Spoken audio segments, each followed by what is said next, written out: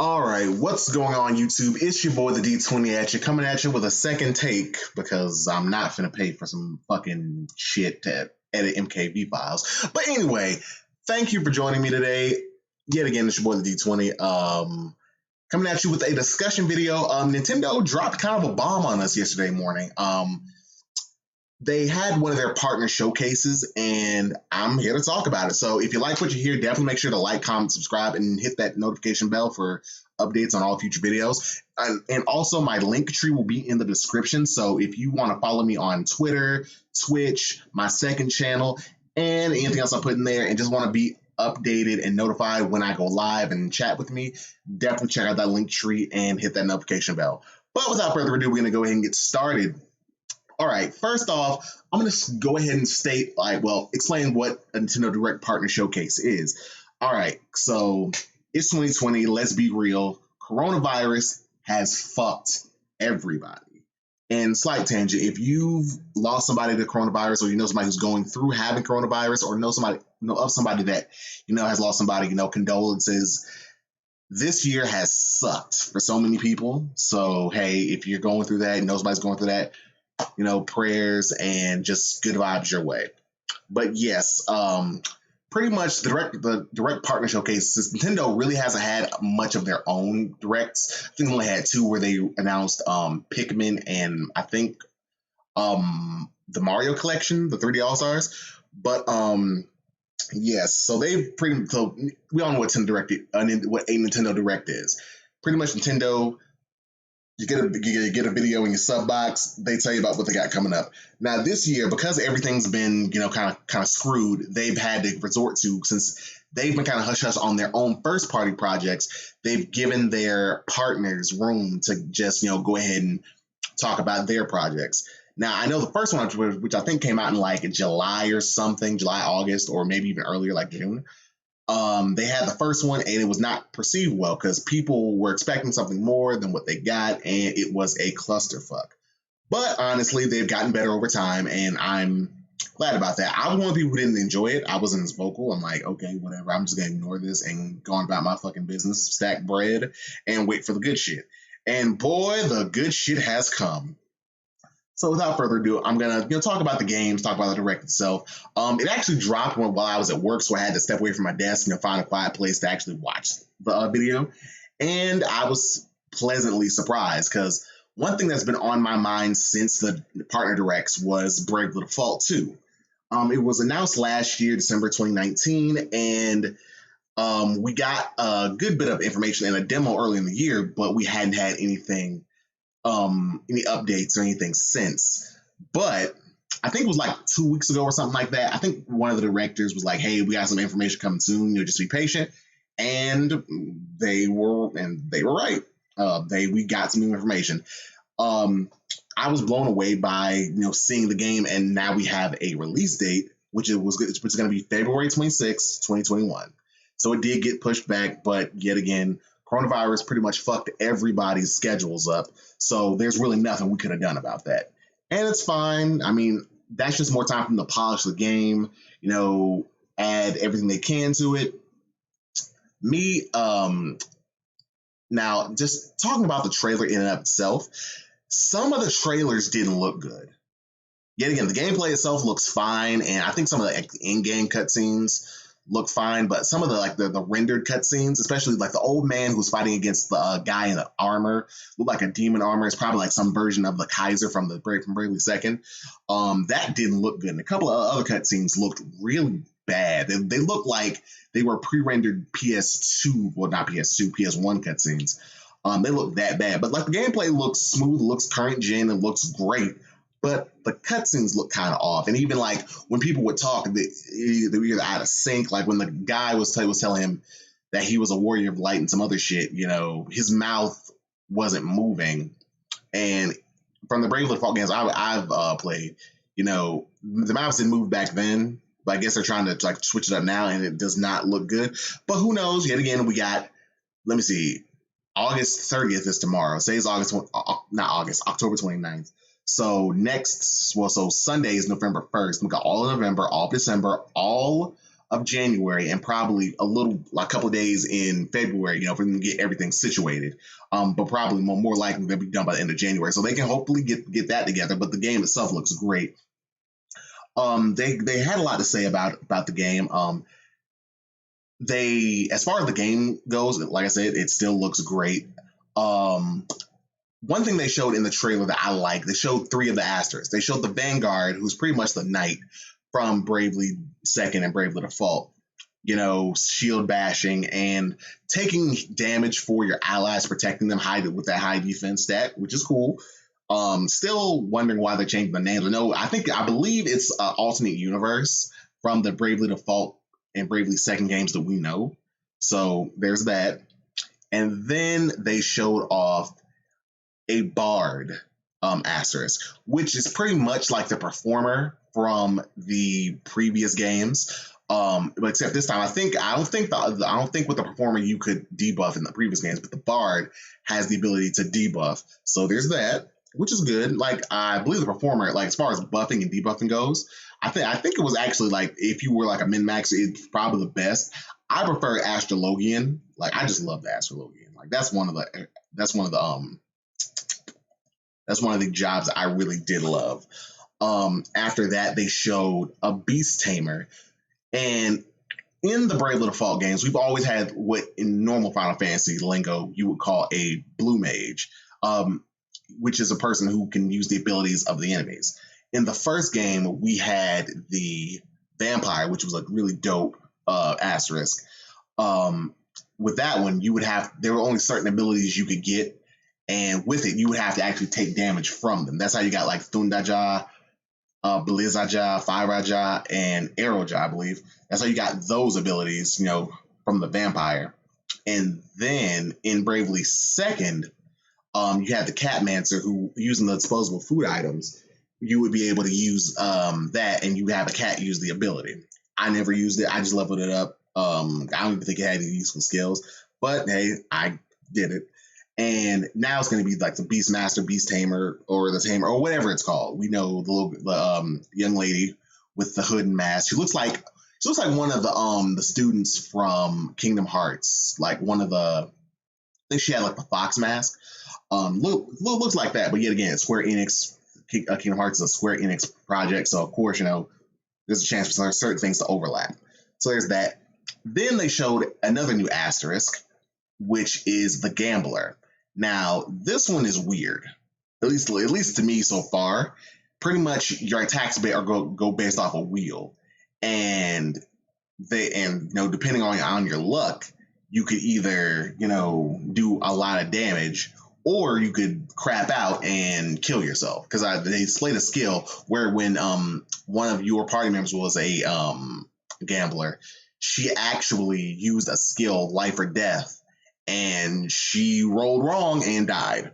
So that's going to be something interesting. Not something I'm too much interested in, but yeah, again, it's going to be something I get, level up, and use, blah, blah, blah. Now, a couple things I'm looking forward to. I'm hoping that we actually get a return of my favorite asterisk in the game, the Spell Fencer. I love spell fencing. I hate that they replaced it with the, I think it was called the Tomahawk in the last game. I think his skill was spiritualism. I really hated that. And I just hope they go back to letting me put my spells on my swords. And also, I hope they keep the wizard. The wizard, if you never played the game with the wizard, it was an asterisk where, like, let's say your opponent had really good magic defense, but they had crap physical defense. You could actually make it so that your spells would hit on the physical side rather than the special side. And you can make your moves have priority and things like that. It was just a good time. I love the wizard. I'm hoping it comes back as well, but I'm really hoping for the spell fencer. But another thing that they did in the videos, well, not in the direct itself, they kind of they touched on in the direct, but they actually really had it. Well, they actually had a separate video where they explained what changes they made from the demo. They said they had over 22,000 responses. And some of the changes that were made, just kind of rapid fire them. One change was the difficulty, which yet again, they even stated when you booted up the demo, hey, the battles are going to be harder just so you can get a feel of the game, so you can really like feel what the game's like, in the meat of it. They gave you a difficulty slider, which, okay, cool. I don't remember a difficulty slider in the other games. Pretty much you can choose from easy mode, or normal mode, to hard mode. I'm going to be playing on hard. But yeah, they give you that option. Another thing is they changed some of the fonts, some of the text, some of the menus to make it really, a little more user friendly. Now, I don't remember having a problem with it, but the menus could be kind of cluttered because remember, we're coming off from having two screens to just one. So they gotta think of a better way to put everything on the screen at the same time without having it be so damn cluttered. And let me see what else. I'm not gonna go over everything. Look, if you want to know what all they did in the game, just look at the video. They have it on Nintendo's own YouTube page. I definitely say if you're a Bravely Default fan, give it a look. Hold up. What the fuck else? Couple things. Another thing. The turn order. Instead of just not being able to see who's going when and how their turns play out, they actually have a meter. So it's not like like in a live action, not live action. It's like an action based game, like where everybody has like a meter where they go first, and you have to wait till your meter goes. Kind of like an I Am Setsuna and games like that. The meter, like each meter is a different length, but the longer the meter, that's the length of the meter tells you when they're going. It doesn't fill, I don't believe. Like, at least from what I understood, it doesn't fill, on its own. They just, have it and it's just there. And that's how you know who's going and who isn't. But overall thoughts on the game, like I said, the game itself looks great. Still got the same storybook aesthetic for the towns and whatnot. And while they were explaining everything, going through, you saw like some different enemies, some enemies I didn't face when I was in the demo. So, we got like a slime boss, some slime slug enemies in the fields. I wanted them to go back to where, in the old one where, it was random encounters, but you could like turn off the encounters. But I guess even with having the monsters on the overworld, you can still choose your encounters, just avoid them. So yeah, Bravely Default looks good. The only thing I can really say is I hope they polish up them cutscenes because that shit looked horrible. But yet again, I know the game itself is going to be fine. Just like if those are going to be the cutscenes, because it's going to be like that, I'm going to be like, okay, I'm probably skipping or I'm just ignoring the cutscenes. Now, the other thing, like I said, they dropped bombs with this one. The other thing that I'm really interested in, No More Heroes 3. Now, yet again, coronavirus fucked everything up. So it was supposed to come out this year, but they did give us a release window. It's coming out in 2021. They didn't say like fall, summer, spring, winter, or whatever. They said it's coming out next year. So, give them a little time, give them a little more time to polish the game. As far as the game itself, we really didn't get anything new. Of course, we already knew we were going against aliens. The only kind of new thing, we knew Travis could transform. And, he has a little, what looks like Nintendo Switch on one of his gloves. But that's about it. They really didn't give us too much. I know they're using the Unreal Engine, so the game's going to look great.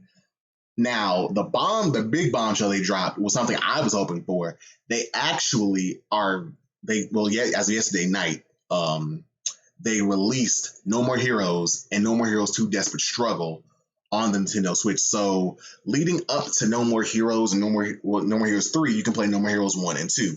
Currently, they are on sale on the Nintendo eShop for $17.99. They're normally $19.99. And I think yesterday it was 17. Today it says we're going to be 16 days. So you got a little over 2 weeks to decide if you want to play them. And if so, you can get them for a 10% discount, I believe that is. I'm going to be picking them up within the next 2 weeks. I definitely want those games. They're great games. If you haven't played them, here's the cosign. They're fucking fun. Now, they may not be the most intuitive games. It's been like 10 years. I played these when I was in high school. I think I was high school or going to college. I think it was like my senior year when the second one came out. But anyway, they're really fun games. They may not be the most intuitive games, but I know I'm going to buy them and I'm going to play the fuck out of them. But yeah, with No More Heroes 2, we really didn't, not No More Heroes 2, that game came out almost, I think more than 10 years ago. With No More Heroes 3, we really didn't learn anything new about the game. Just, we got some new chick who's telling like, oh, you're going against the most very superheroes in the galaxy or some shit. I saw a flash of Shinobu. So Shinobu from No More Heroes 1, who was an enemy. No More Heroes 2, who you had to play as for a couple of sections of the game. She's back. I don't know about if another character. I'm not gonna spoil anything. So if you haven't, then you know you're not gonna be spoiled.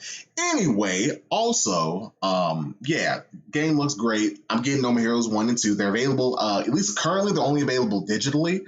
So I'm definitely gonna have to clear out some space on my memory card so I can get them. But yes, they are available. They're great games. Definitely play them. Now, next is going to be a little rapid fire section because everything else, I'm not gonna lie, I didn't too much give a fuck about. Those are my takeaways from it. But there's Mortal Phoenix Rising, which I am gonna get. It looks like a great game.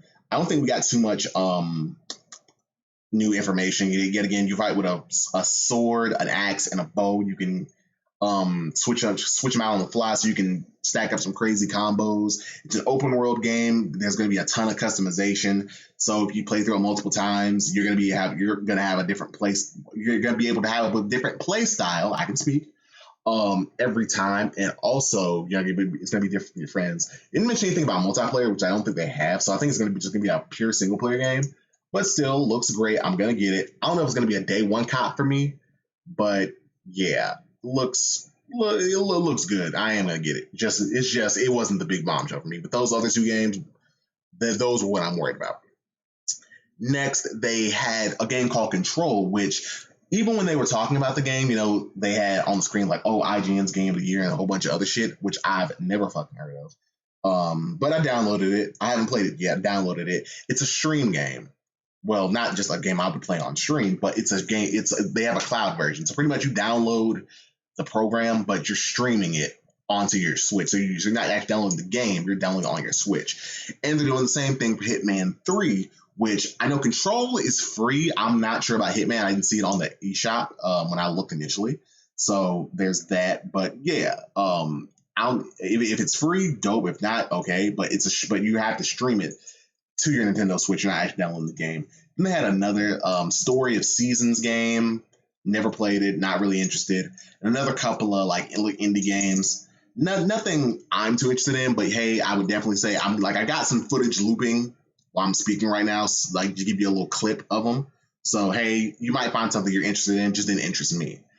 But yeah, that's gonna be the video. Definitely let me know what you think in the comment section below. What are you excited for? Are you excited for Bravely Default 2? And from what they say, this is gonna be the last partner showcase of the year, but that doesn't mean we can't get something from Nintendo themselves with their first party stuff. So yeah, we could potentially get something maybe next month. Black Friday and everything's coming out. They might want to drop a bombshell about oh, and damn, I forgot. Hyrule Warriors Age of Calamity, there's a demo for that. So if you're interested in it, download it. I haven't even played Breath of the Wild yet, so I stopped to do that. So I'll probably be holding off. But yeah, they may drop something else before the end of the year, but for right now, this is it, at least for their partners. Yet again, if you like what you saw, definitely check out my link tree in the description. Like, comment, subscribe, and hit the notification bell to be notified of to be notified of my upcoming video. Yet again, this has been your boy, the D20, signing out. See ya. Peace.